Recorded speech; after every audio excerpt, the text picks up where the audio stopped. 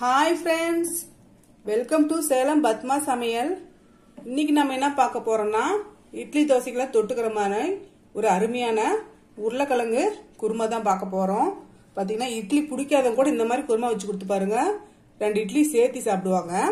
வாங்க போய் பார்க்கலாம். அதுக்கு முன்னாடி நம்ம சேனல் இப்பதான் புதுசா பாக்குறீங்கன்னா சப்ஸ்கிரைப் பண்ணிக்கோங்க. பக்கத்துல இருக்க பெல் பட்டனையும் கிளிக் பண்ணிக்கோங்க. இப்ப பாருங்க நான் வந்து ஒரு pan வச்சிருக்கேன். நான் இதுல ஒரு 2 டேபிள் ஸ்பூன் அளவுக்கு எண்ணெய் ஊத்திக்கிறேன். இதெல்லாம் 2 டேபிள் ஸ்பூன் அளவுக்கு கடலைப்பருப்பு வச்சிருக்கேன், அதை சேர்த்துறேன். இது கொஞ்சம் லைட்டா வறுபடட்டும். கடலைப்பருப்பு பாருங்க லைட்டா வறுபட்டுருச்சு. இப்போ இதில் நான் ஒரு 7 காஞ்ச மிளகாய் வச்சிருக்கேன், அதை சேர்த்துறேன். இது கொஞ்சம் மீடியமான காரமா இருக்கும். நீங்க உங்க காரத்துக்கு தகுந்த மாதிரி சேர்த்துக்கோங்க. நம்ம காரத்துக்கு ஃபுல்லா இந்த வரமிளகாய் மட்டும்தான், அதனால நீங்க உங்க காரத்துக்கு தகுந்த மாதிரி சேர்த்துக்கோங்க. இது கொஞ்சம் செவக்கட்டும். இப்ப பாருங்க இது வறுபட்டுருச்சு. இப்ப நான் ஒரு சின்ன துண்டு இஞ்சும் ஒரு 5-6 பல்லு பூண்டு வச்சிருக்கேன், அதை சேர்த்துறேன். இது கூடவே ஒரு 1/2 டீஸ்பூன் சோம்பு, 1/2 டீஸ்பூன் கசகசா,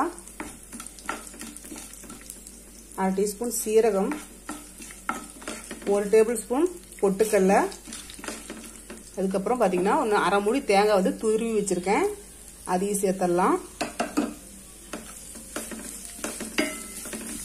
இது லைட்டா வதக்கிக்கலாம். இப்ப இது பாருங்க நல்லா வறுபட்டுருச்சு. இப்ப இது ஆற வச்சு நல்லா நைஸா தண்ணி ஊத்தி அரைச்சிக்கலாம். இப்ப பாருங்க நான் மறுபடியும் ஒரு பேன் வச்சிருக்கேன். இப்ப இதில் நான் மறுபடியும் ஒரு 2 டேபிள் ஸ்பூன் அளவுக்கு எண்ணெய் ஊத்திக்கிறேன். இதுல நான் ஒரு சின்ன துண்டு பட்டையும் 2 லவங்கமும் சேர்த்துறேன். இது கொஞ்சம் பொரியட்டும். இப்போ இது பாருங்க பட்டை லவங்கம் பொரிஞ்சிருச்சு. நான் ஒரு பெரிய சைஸ் வெங்காயம் இந்த மாதிரி பொடியா கட் பண்ணி வச்சு அதை சேர்த்துடலாம்.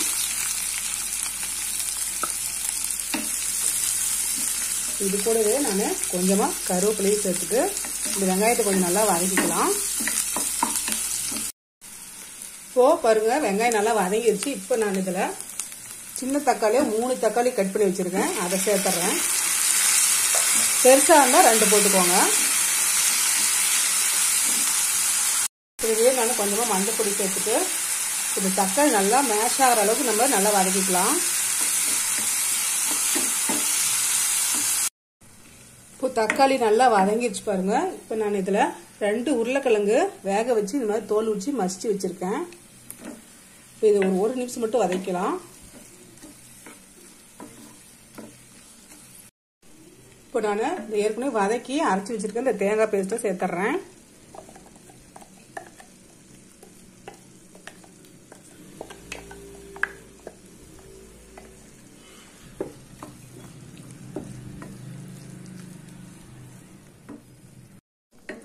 இப்போ இது நல்லா மிக்ஸ் பண்ணி விட்டுடலாம். இப்போ தண்ணி சேர்த்துக்கலாம். நான் மிக்ஸி கழுவி தண்ணியை 1 கப் அளவுக்கு சேர்த்துறேன். இன்னும் கொஞ்சம் சேர்த்துறேன். ஏன்னா நம்ம பொட்டுக்கடலை கடலைப்பருப்புலாம் போடும்போது இன்னும் கொஞ்சம் திக்காகும். அதுக்கு தகுந்த மாதிரி தண்ணி பார்த்து சேர்த்துக்கோங்க. இப்போ இதுக்கு தேவையான அளவுக்கு உப்பு சேர்த்துறேன்.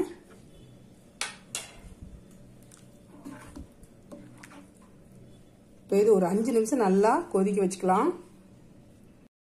இப்போ பாருங்க குருமா நல்லா நமக்கு திக்காயிருச்சு. இப்போ நான் இதுல கொஞ்சமா மல்லி இலை போட்டு இறக்குனா அவ்வளவுதாங்க, சூப்பரான நம்ம உருளைக்கிழங்கு குருமா ரெடிங்க. இந்த வீடியோ உங்களுக்கு பிடிச்சிருந்தாக்க லைக் பண்ணுங்க, ஷேர் பண்ணுங்க, கமெண்ட் பண்ணுங்க.